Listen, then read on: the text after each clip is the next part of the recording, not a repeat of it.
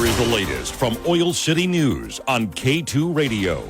Prior to today, there have been over 100,000 absentee and early in-person ballots cast in Wyoming for the 2024 general election. That's according to a release by Secretary of State Chuck Gray on Friday afternoon, and that's about 40% of the registered electorate. Today is your final chance to cast a vote. It is Election Day.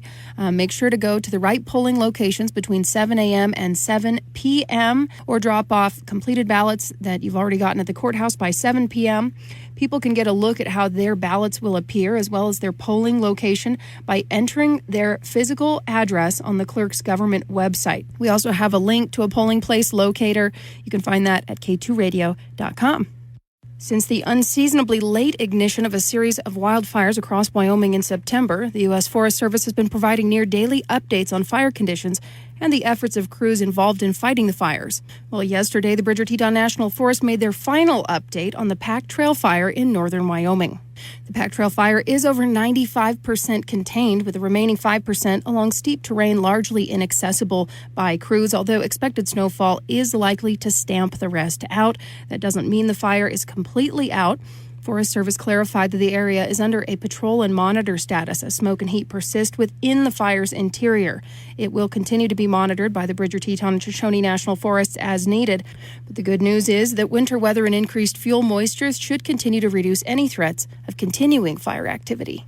What started as a routine traffic stop in Johnson County on October 25th turned into a drug bust of thousands of fentanyl pills, methamphetamine, and more. In the early morning hours, a Wyoming patrol trooper initiated a traffic stop along I-25 due to a moving violation. During that stop, a canine alerted the troopers to narcotics. The trooper uncovered about 3,500 fentanyl pills and also a felony amount of methamphetamine and a misdemeanor amount of marijuana with about $4,500 in cash. The driver was arrested and taken into custody, where they now face several charges. Oil City News has reached out to the Wyoming Highway Patrol seeking the identity of the driver, and the story will be updated with additional information when it becomes available.